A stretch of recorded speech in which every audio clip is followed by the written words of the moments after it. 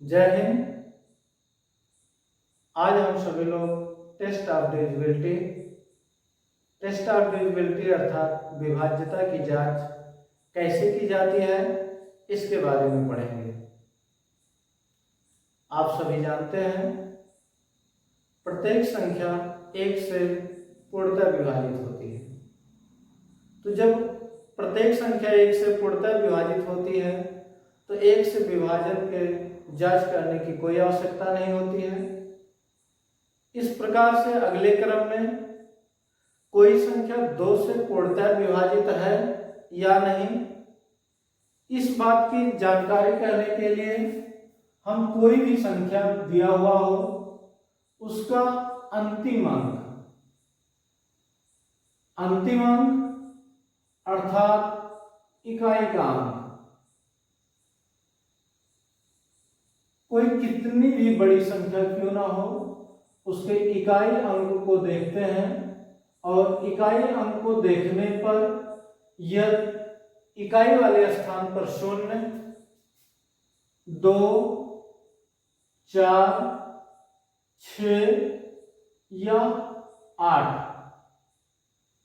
हो, कोई भी कितना भी बड़ा संख्या क्यों ना हो, यदि उसके इकाई स्थान पर 0, 2, 4, 6 या 8 में से कोई भी एक अंक आता है तो वो संख्या पूरी तरह से 2 से विभाजित हो जाती है।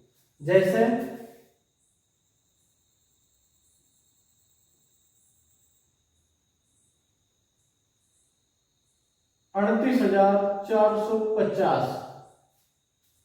38,450 में जब हम इकाई का अंक देखते हैं तो यहाँ पे इकाई का अंक है 0 और हम चूंकि जानते हैं कि यदि किसी भी संख्या में 0, 2, 4, 6 या 8 होता है तो वो संख्या पूरी तरह से 2 से विभाजित हो जाती है।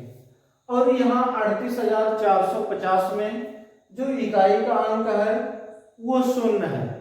0 है, इसका मतलब कि इस पूरी संख्या को बिना भाग दिए हुए हम जान जाएंगे कि ये 2 से पूर्णतः विभाजित हो जाएंगे। इसी प्रकार से अगर हम 3,759 को लेते हैं तो यहां पर जब हम देख रहे हैं जो इकाई का अंक है हमारा 9 है और इकाई के अंक 9 होने पर यह संख्या 2 से पूर्णतः विभाजित नहीं होगी। तो हमको इसके विभाजन की जांच करने के लिए ये कितने अंक लिखे हुए हैं इधर कितना भी हम बढ़ाते चले जाएं इससे कोई मतलब नहीं है। जो मतलब है वो सिर्फ और सिर्फ इकाई के अंक से है। इकाई का अंक देखते हैं, अगर 0, 2, 4, 6 या 8 आया तो निश्चित तौर से वो संख्या 2 से पूर्णतः विभाजित हो जाएगी। और यह इसके अलावा कोई और अंक आया, जैसे यहाँ की संख्या में इकाई का अंक 9 आया तो ये संख्या 2 से पूर्णतः विभाजित नहीं होगी। इस प्रकार से यदि हमको 3 से विभाज्यता की जांच करना हो तो 3 से विभाज्यता की जांच के लिए जो भी संख्या दिया गया हो उसके अंकों का योग ज्ञात करते हैं। कोई भी संख्या है उसके अंकों का योग अगर 3 से विभाज्य हो गया, 3 से विभाज्य हो गया तो वो पूरी की पूरी संख्या 3 से विभाज्य हो जाएगा। ध्यान देना है कि जो भी संख्या हो उसके अंकों का योग निकालना है हमको। अगर इसी में से ले लेते हैं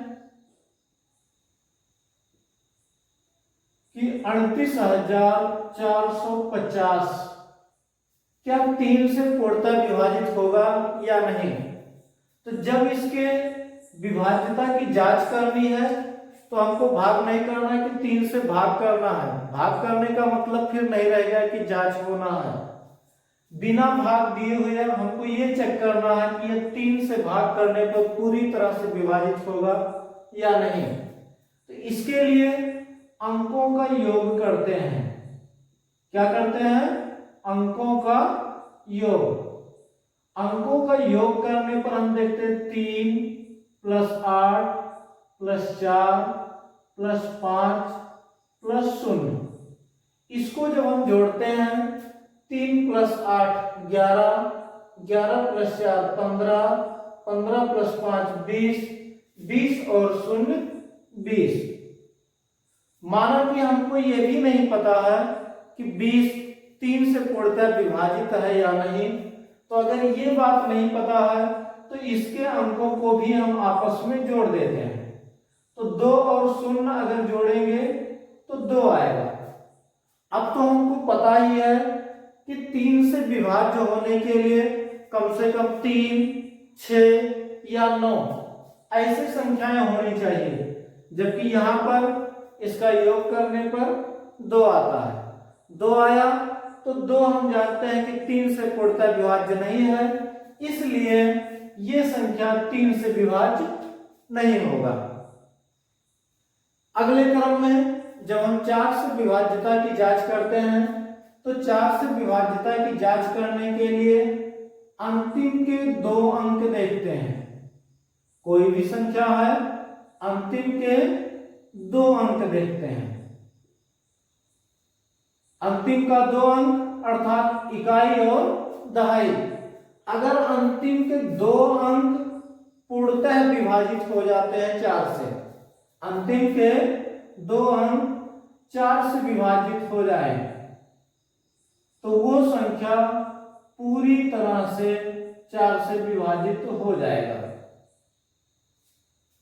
जो भी संख्या रहे वो कितने भी अंकों की क्यों ना रहे, यदि अंतिम 2 अंक 4 से विभाजित हो जाता है तो पूरी की पूरी संख्या 4 से विभाज्य हो जाएगी। जैसे हमने मान लिया 2024।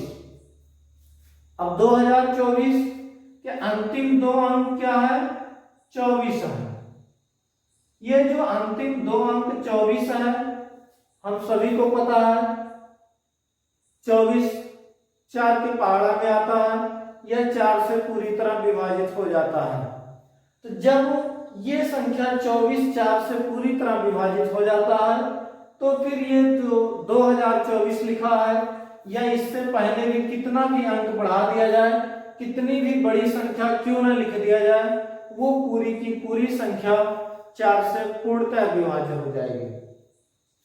इसके बाद 5 से विभाज्य की जब बात आती है तो 5 से विभाज्य का सबसे आसान सा नियम है कि अंतिम अंक, जब भी अंतिम अंक की बात हो तो इसका तात्पर्य इकाई अंक से होता है।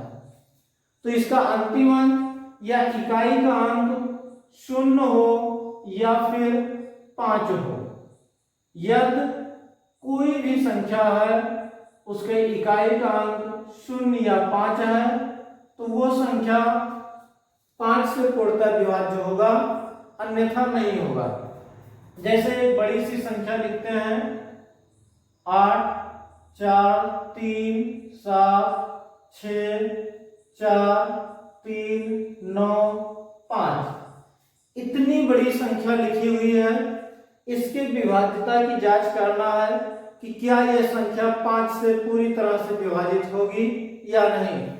तो इस पूरी संख्या को 5 से हमको भाग करने की कोई जरूरत नहीं है, सिर्फ हम इसके नियम को ध्यान में रखते हैं कि यदि इकाई का अंक 0 या 5 है तो वो संख्या पूरी तरह से 5 से विभाजित हो जाएगा। तो इस संख्या में हम देखते हैं जो हमारा इकाई का अंक है वो 5 है। इकाई का अंक चूंकि 5 है इसलिए ये पूरी की पूरी संख्या निश्चित तौर से 5 से विभाज्य हो जाएगा। 5 से विभाज्य का मतलब 5 से पूरी तरह विभाज्य हो जाएगा। इस प्रकार से 6 से विभाज्यता की अगर जांच करनी है तो 6 से विभाज्य की जांच करने के लिए हम देखते हैं कि जो भी संख्या हो वो संख्या या 2 और 3 से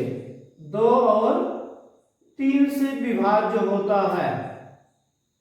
ये ध्यान रखना है कि कोई भी संख्या यदि हम डायरेक्ट 6 से विभाज्यता की जांच करना है कि 6 से वो संख्या हम डायरेक्ट विभाजित कर सकते हैं या नहीं, तो उसके लिए हमको 2 की विभाज्यता का नियम अर्थात अंतिम अंक या इकाई अंक 0, 2, 4, 6 या 8 होना चाहिए।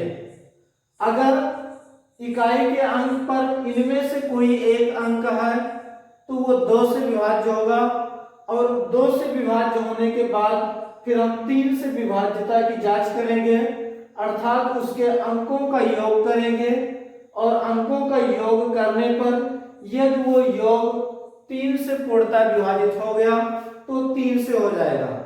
यदि कोई भी संख्या 2 और 3 दोनों से विभाज्य होता है तो निश्चित तौर से वो संख्या 6 से विभाज्य हो जाएगा। ध्यान रखना है कि अगर 2 से विभाज्य हुआ और 3 से विभाज्य नहीं हुआ, कोई भी संख्या 2 से विभाज्य हुआ 3 से विभाज्य नहीं हुआ, तो वो संख्या 6 से पूर्णतः विभाज्य नहीं होगा। इसके अलावा यदि कोई संख्या 3 से पूर्णतः विभाज्य हुआ लेकिन 2 से पूर्णतः विभाज्य नहीं हुआ, 3 से हुआ लेकिन 2 से विभाज्य नहीं हुआ पूर्णतः, तो वो संख्या 6 से पूर्णतः विभाज्य नहीं होगा। जैसे हम चेक करते हैं 4, 7, 9, 5, 2। अब इस संख्या को लेकर के इसमें 2 और 3 की विभाज्यता का जांच करेंगे कि 2 से विभाज्य है या नहीं और 3 से विभाज्य है या नहीं। तो हम जानते हैं जैसा कि ऊपर पढ़ चुके हैं कि 2 से विभाज्य होने के लिए 0, 2, 4, 6 या 8 में से कोई एक अंक होना चाहिए, और यहाँ पर इकाई का अंक चूंकि 2 है, इसका मतलब कि ये 2 से विभाज्यता का नियम पालन करता है, 2 से विभाज्य हो जाएगा। 2 से विभाज्य होगा। अब हमको 3 का नियम चेक करना है।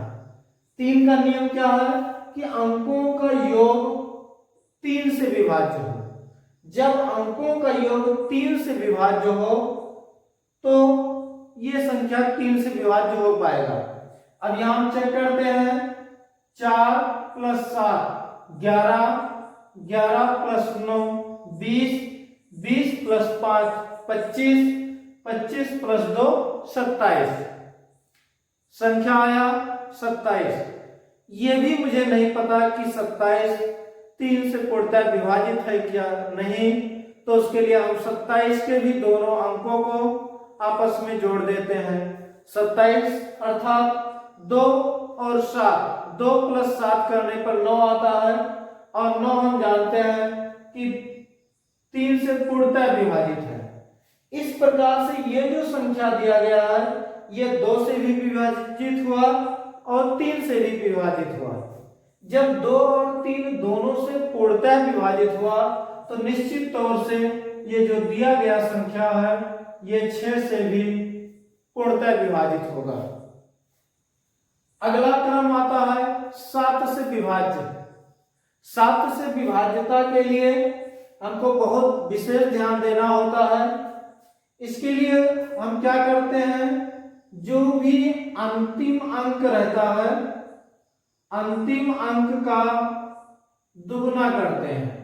अंतिम अंक का दुगुना करते हैं, और अंतिम अंक का दुगुना करने के बाद में शेष जो संख्या बचता है उसमें से इसे घटा देते हैं, शेष संख्या से घटा देते हैं।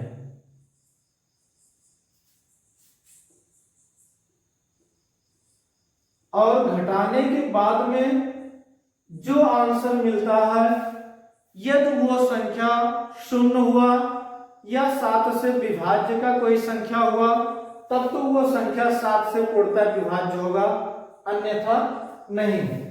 जैसे हमने संख्या लिया 343।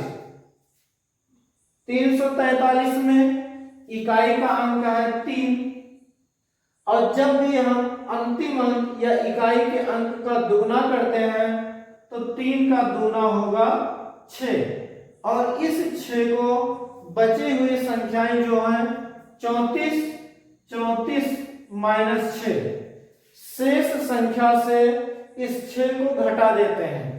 जब 34 से 6 घटाते हैं तो आता है 28, और आप सभी को पता है कि 28 7 से पूर्णतः विभाजित हो जाता है।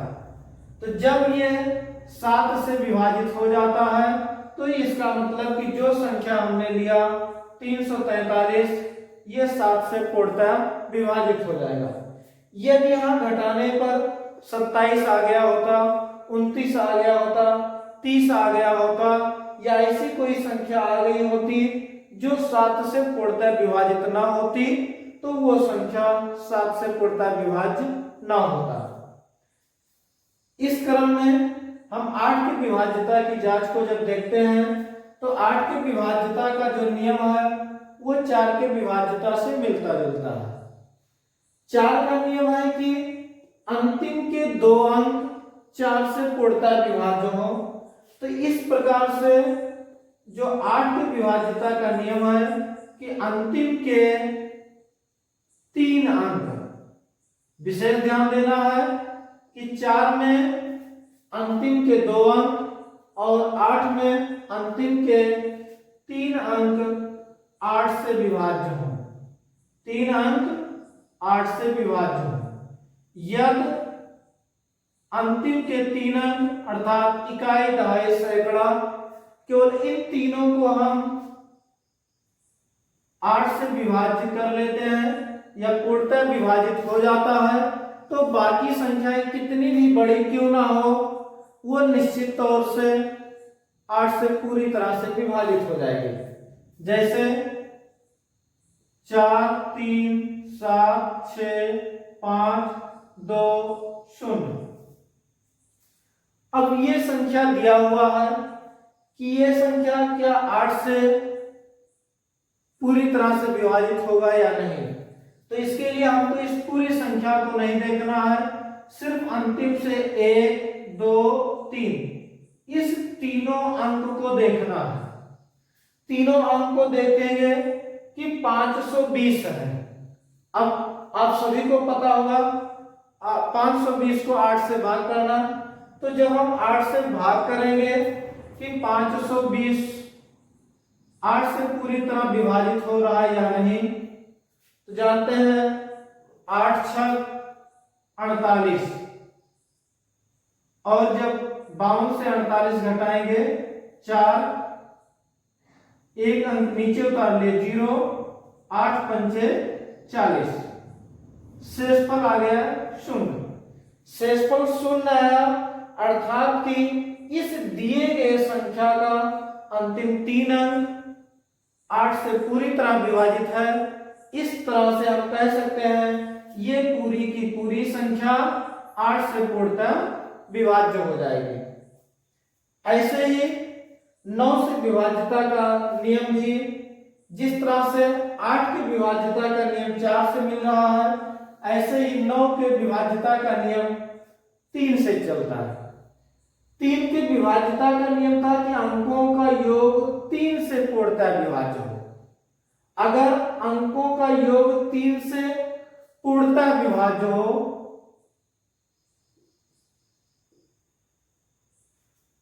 तो ठीक इसी प्रकार से यदि अंकों का योग कोई भी संख्या है, अंकों का योग 9 से पूर्णतः विभाज्य हो जाए, कितना से 9 से पूर्णतः विभाज्य हो जाए, तो वो संख्या 9 से पूर्णतः विभाज्य हो जाएगा। हमको पूरी संख्याओं को नहीं चेक करना है, केवल क्या करना है, अंकों का योग करना है। जो भी संख्याएं दी गई है उसमें अंकों का योग करेंगे, और अगर अंकों का योग जैसे यही संख्या था, यहां अंकों का योग किया गया तो 20 आया, अब 20 आया तो 20 को हम चेक कर लेंगे कि 20 9 के पहाड़ा में या 9 से पूर्णतः विभाजित है या नहीं। तो हम जानते हैं कि 9 का पहाड़ा पढ़ने पर 9 एकम 9, 9 दूनी 18, 9 तिया 27, 27 या 18 होता है लेकिन 20 नहीं होता। जब 20 9 से पूर्णतः विभाजित नहीं है तो इसका मतलब कि ये पूरी की पूरी संख्या 9 से भी पूर्णतः विभाज्य नहीं होगा। इस प्रकार से 10 की विभाज्यता का नियम, तो 10 से विभाज्यता का जो नियम होता है, सबसे आसान कि अंतिम अंक या फिर इकाई का अंक सिर्फ और सिर्फ 0 हो। अगर अंतिम अंक या इकाई का अंक 0 होता है तब वो संख्या 10 से पूरी तरह से विभाजित हो जाएगी। जैसे लिखा हुआ 5, 8, 7, 4, 9, 0। अब यहां देख रहे हैं हमको अंतिम अंक देखना है। अंतिम अंक अर्थात इकाई का अंक, और इकाई का अंक यहाँ पे 0 है, इकाई का अंक 0 है। इस प्रकार से ये पूरी की पूरी संख्या 10 से विभाज्य हो जाएगी। अगर यहाँ पर 0 के अलावा 1, 2, 3, 4, 5, 6, 7, 8 या 9 होता तो यह संख्या 10 से पूर्णतः विभाज्य नहीं होता। इसी प्रकार से यदि हमको 11 से विभाज्य देखना है तो 11 से विभाज्य के लिए जितनी भी संख्याएं रहे उन सभी संख्याओं के एक एक छोड़ करके, जैसे कोई संख्या है 5, 8, 3, 7, 4, 5, तो इसमें हम स्थान देखते हैं। इस अंक को ले लिए, इसको छोड़ करके इसको लिए, इसको छोड़कर इसको लिए, अर्थात एक अंक को लेकर के दूसरे अंक को छोड़ करके फिर तीसरे को लेकर के चौथे को छोड़ करके इस तरह से इन सभी अंकों को जोड़ लेते हैं। योग करने पर 5 और 7 का योग 12, 12 में 8 जोड़ने पर 20 आया। और जो छूटा हुआ अंक था जैसे 4, 3, 5, इनको भी जोड़ लेते हैं। 4, 3, 7 और 5, 12। तो हम क्या किए, एक तो सम स्थान वाले अंकों का योग किए और दूसरा विषम स्थान वाले अंकों का योग करते हैं। और योग करने के बाद में जो संख्याएं मिलती हैं उन संख्याओं का अंतर करते हैं। अंतर करने के बाद में जो आंसर आता है यदि वो 0 आता है या 11 से पूर्णतः विभाज्य वाली संख्या आती है तो कितनी भी बड़ी संख्या क्यों ना हो वो 11 से पूर्णतः विभाज्य हो जाएगा।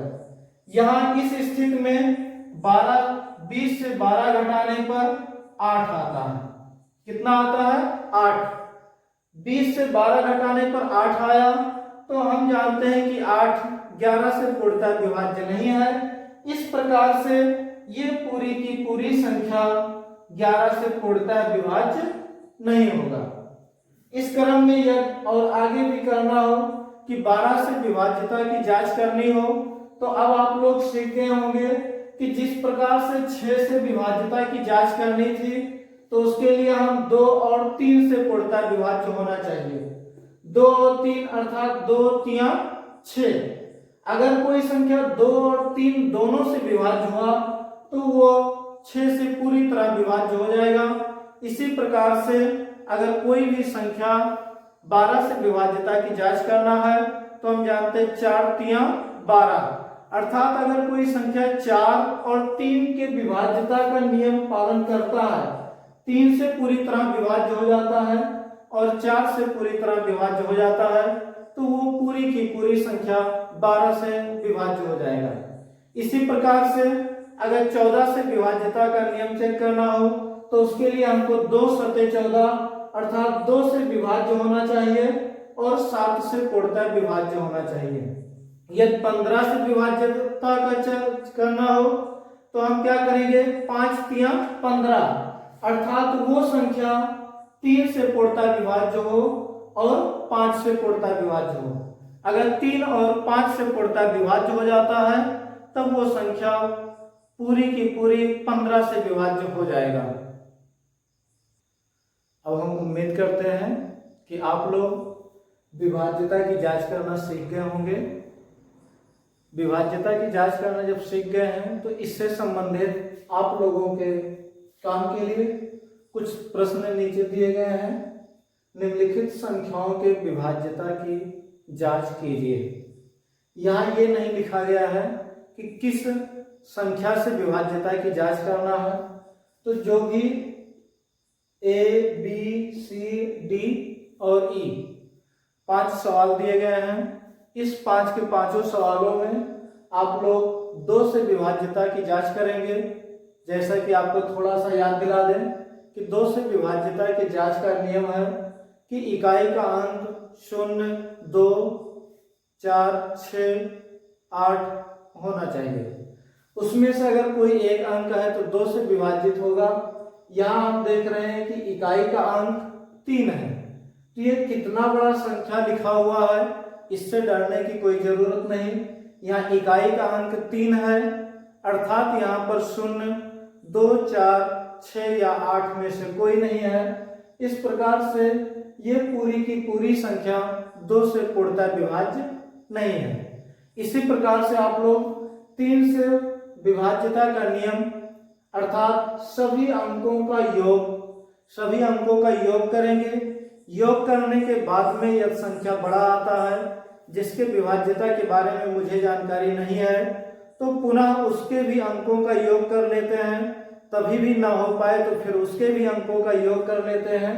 और इस प्रकार से यदि सभी अंकों का योग 3 से पूर्णतः विभाज्य हो जाता है तो ये पूरी की पूरी संख्या 3 से पूर्णतः विभाज्य हो जाएगी। इस प्रकार से 4 से विभाज्य का नियम कि अंतिम दो अंक अर्थात 83 को आप 4 से भाग करेंगे और 4 से भाग करने पर अगर ये पूरी तरह विभाजित हो जाता है तो ये पूरी संख्या 4 से विभाज्य हो जाएगी। इस प्रकार से 5 का नियम होता है कि इकाई का अंक 0 या 5 हो। यहाँ देख रहे हैं ना तो 0 है इकाई का अंक, ना ही 5 है, तो इस प्रकार से ये 5 से पूर्णतः विभाज्य नहीं होगा। ऐसे ही आप लोग क्रमशः 6, 7, 8, 9, 10 जहां तक कर पाएंगे वहां तक इसका और इन 5 सवालों की विभाज्यता की जांच करेंगे। और यदि इससे संबंधित किसी प्रकार की कठिनाई होती है या जो बातें आपको समझ में ना आई हो तो उसके बारे में आप लोग कमेंट बॉक्स में अपने समस्याओं को लिखिएगा, फिर उसको हम लोग अगले क्रम में सुधार करेंगे। धन्यवाद।